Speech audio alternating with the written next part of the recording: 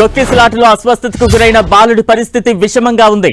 ప్రస్తుతం బాలుడు ఆసుపత్రిలోని చికిత్స పొందుతున్నాడు. బాలుడి పరిస్థితిపై మరింత సమాచారం మా ప్రతినిధి కిరణ్ అందిస్తారు.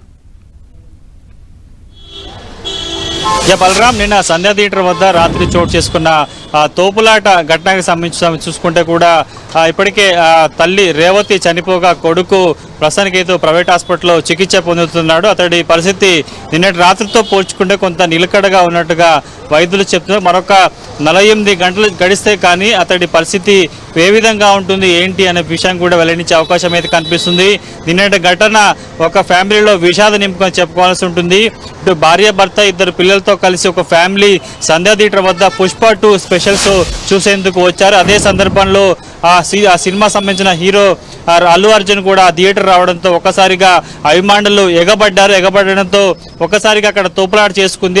ఆ ప్రయాణికుల సంబంధించి ఏదైతే అక్కడ దానికి సంబంధించిన ఎవరైతే అభిమానులు ఉంటారో అభిమానులకు సంబంధించిన వారంతా క్రౌడ్ గమనించకపోవడంతో ఒక్కసారిగా ఆ ఫ్యామిలీకి సంబంధించిన తల్లి రేవతితో పాటు కొడుకు తేజ కూడా ఒక్కసారిగా అభిమానుల తోపులాటలో కింద పడి ఆ పెనుగులాటలో కూడా తీవ్ర గాయాలైన పరిస్థితి కనిపిస్తుంది. ఇక తల్లి రేవతి అక్కడికడిగా చనిపోగా వెంటనే హుటాహుటిన సమీపంలోని ఆసుపత్రికి తరలించారు. కానీ తేజ పరిస్థితి విషమంగా ఉండడంతో కూడా వెంటనే ఇటు ఆ ప్రైవేట్ హాస్పిటల్కి తరలించారు. నిన్న రాత్రి నుంచి అత్యవసర విభాగంలో అతడికి చికిత్స అందిస్తున్న పరిస్థితి కనిపిస్తుంది. ప్రస్తుతానికైతే నిన్న రాత్రితో పోల్చుకుంటే కొంత ఈరోజు ఉదయం ఆయన ఆరోగ్య పరిస్థితి నిలకడగా ఉంది అని కూడా కుటుంబ సభ్యులు చెప్తున్నారు. నిన్నటి ఘటనతో తమ ఫ్యామిలీలో విషాదాన్ని నింపిందంటూ కూడా ఇటు భాస్కర్ ఆవేదన వ్యక్తం చేసిన పరిస్థితి కనిపిస్తుంది. కాబట్టి ఇప్పటికే ఈ ఘటనకు సంబంధించి అనేక కోణాలలో కూడా పోలీసులు దర్యాప్తు చేస్తున్నారు. ఇప్పటికే ఇక నిన్న ఘటనతో ఇప్పుడిప్పుడే తేరుకుంటున్న పరిస్థితి కనిపిస్తుంది. ఈరోజు ఉదయమే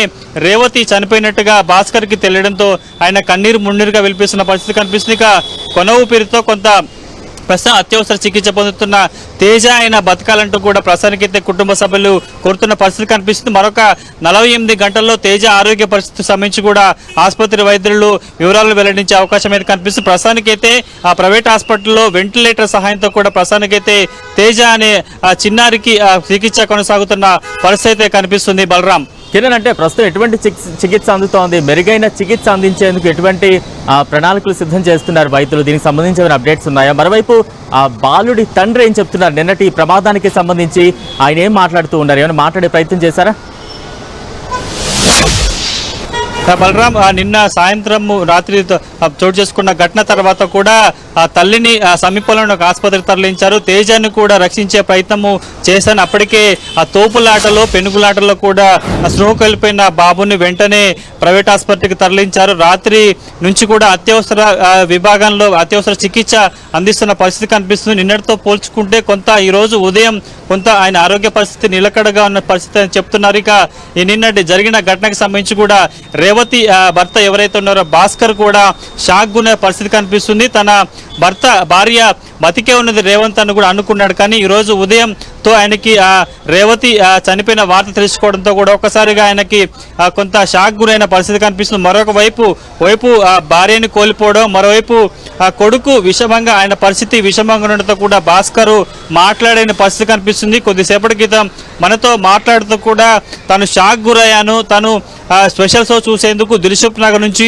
ఫ్యామిలీతో ఇటు సంధ్యా థియేటర్ వద్ద వచ్చాను. ఒక్కసారిగా క్రౌడ్ పెరిగిపోవడం, వెంటనే అల్లు అర్జున్ వస్తున్నట్టు వార్త తెలియడంతో కూడా తన వెనక పక్కన ఉన్న అభిమానులంతా కూడా ఒకసారిగా పెనుగులాట చెట్టుకు తోపులాట చేసి గలాట చేయడంతో కూడా తమ భార్యతో పాటు తన బాబు కింద పడిపోయాడు. తను వాళ్ళని లేపే ప్రయత్నం చేశా కానీ ఫలితం లేకుండా పోయిందంటూ కూడా ఇది కన్నీరు మున్నీరుగా వెలిపిస్తున్న పరిస్థితి కనిపిస్తుంది. తను ఏం చెప్పాలో ఏం చేయాలో కూడా అర్థం కాని పరిస్థితి కనిపిస్తుంది.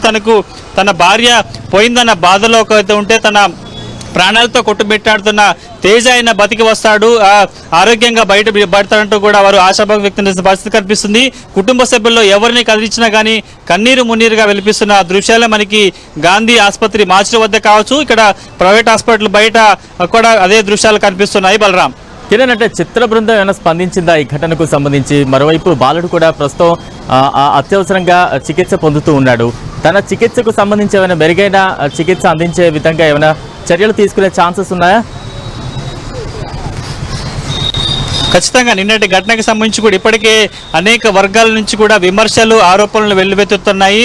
స్పెషల్ షో ఏర్పాటు చేసినప్పుడు ఆ సినిమాకి సంబంధించిన చిత్ర యూనిట్ కావచ్చు, హీరో రావడంతో కూడా కొంత పెనుగులాట చోటు చేసుకుంటుంది. ఎందుకంటే ఆ స్పెషల్ షో సంబంధించి కూడా సంధ్యా థియేటర్లో సంబంధించి కూడా హీరో అల్లు అర్జున్ వస్తున్నట్టు కూడా ముందుగానే చిత్ర యూనిట్ ప్రకటించిన నేపథ్యంలో సినిమాకి వచ్చే వారు కాకుండా కూడా అభిమానులు పెద్ద సంఖ్యలో ఆర్టీసీ రోడ్ని సంధ్యా థియేటర్కు చేరుకోవడం అయితే జరిగింది. ఇక నిన్నటి ఘటనకి సంబంధించి కూడా ప్రస్తుతానికైతే చిత్ర యూనిట్ కావచ్చు, అల్లు అర్జున్ కూడా ఇంకా స్పందించిన పరిస్థితి కనిపిస్తుంది.